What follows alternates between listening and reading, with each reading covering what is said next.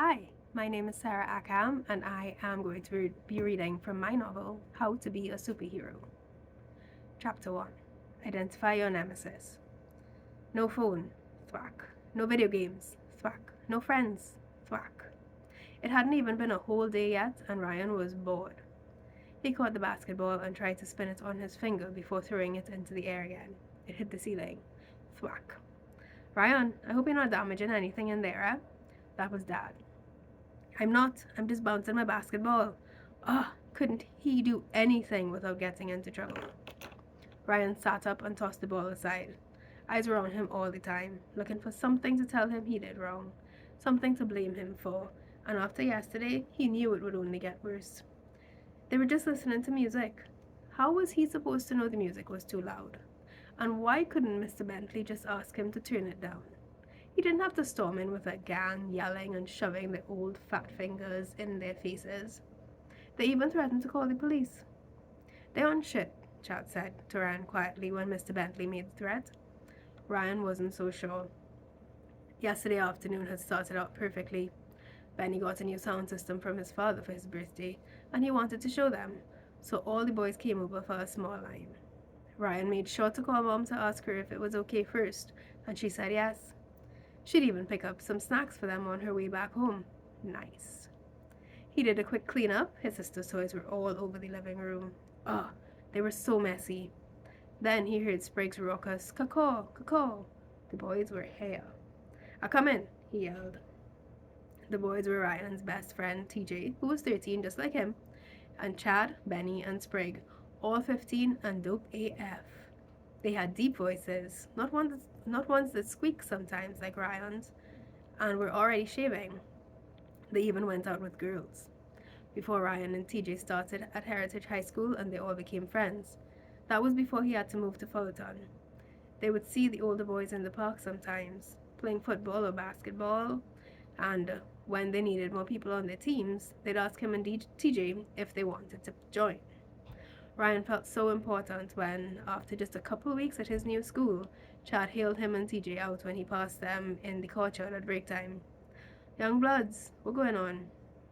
At lunch, Chad called Ryan and TJ over to sit with him and the other boys at their spot, and ever since then that was the team.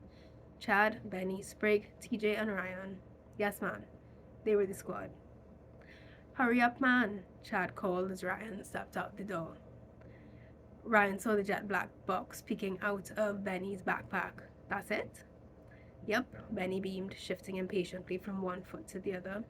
Sprig grinned widely and shook the gate so the clang-lang-lang of metal rang out.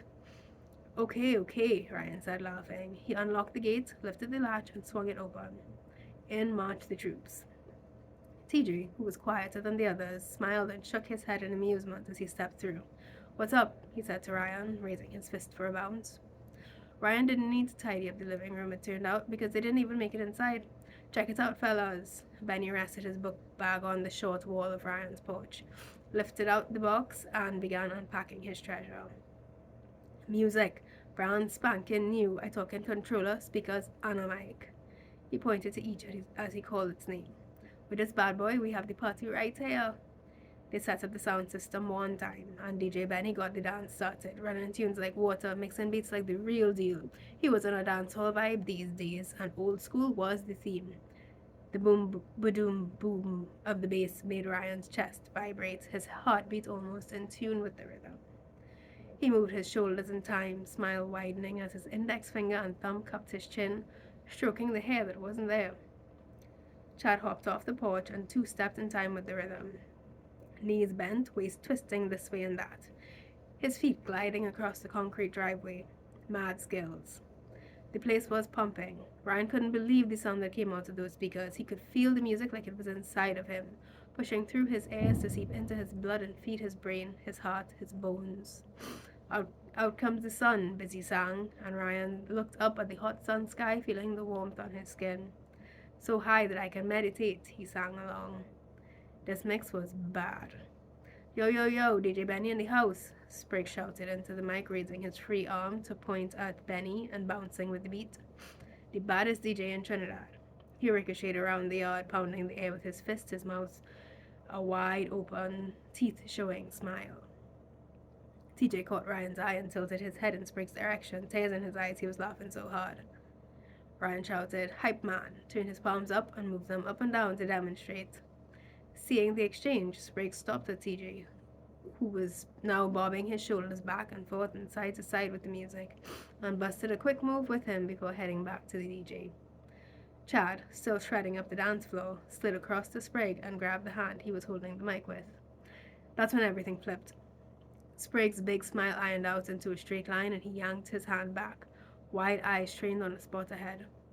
They all followed his stare. The passion that had filled Ryan in that moment turned cold. His gate was open, and two men and the old woman from across the street were standing in his yard, glaring at Ryan and his friends. Ryan recognized the older of the men from his walks to the bus stop on his way to school. The man lived in the house on the corner and was always sitting on his porch with his newspaper and coffee cup. He'd look up and nod when Ryan said good morning. Ryan had no clue who the other man was. Benny cut the music. The silence rang. "Good afternoon, gentlemen." The corner house man stepped forward and folded his arms above his protruding belly. His voice, deep and heavy, sounded far away and muted after the pounding Ryan's eardrums had just taken. "Good afternoon," Ryan and TJ replied, both making sure to direct the greeting to all three adults. The younger man, whose arms were now folded too, nodded his bald head in acknowledgement. The woman just stood there, hands on her hips, peering at them through thick-framed, fruit punch-colored glasses. The older boy stayed silent, stone-faced. The corner house man took note. He clenched his jaw and shook his head, then took another step forward. "What all you really think all you're doing?" he said, hard eyes scanning the group. Ryan's heart was hammering. What were they doing here? The corner house man released his arms and shoved his finger at Ryan. "You realize this is a neighborhood?" he spat. No words would leave Ryan's mouth. Out of the corner of his eye, he could see Chad in fight mode, wide stance, chin stuck out, palms balled up into fists. Ryan didn't dare turn to look at Benny and Sprig, but he knew they were prepared. His chest tightened. This was just asking for more trouble. The word squeezed out. "Yes, sir," Ryan answered. "Can I help you?" He took a chance to glance at the other adults, a quick assessment of their faces. What was their problem? The bald man was shaking his head now, eyebrows dropped low and furrowed. The old woman's mouth fell open as if she couldn't believe he would ask that. Still, neither said a thing. Ryan turned back to the corner house man, the leader apparently, whose eyes were now open so wide they bulged, his nostrils flared and his cheeks quivered. "You know how loud that damn music was?" he shouted. His finger was in Ryan's face again. "I should have called the police on you." "What?" Ryan shifted his eyes to TJ, who looked as panicked as he felt. The police? Could he really do that? Chad let out a loud stoops. "They're on shit," he said, voice quiet but rock hard. Murmurs of "this man is a joke" and "yeah right" came from Benny and Sprig. "What's going on here?" Mom was back.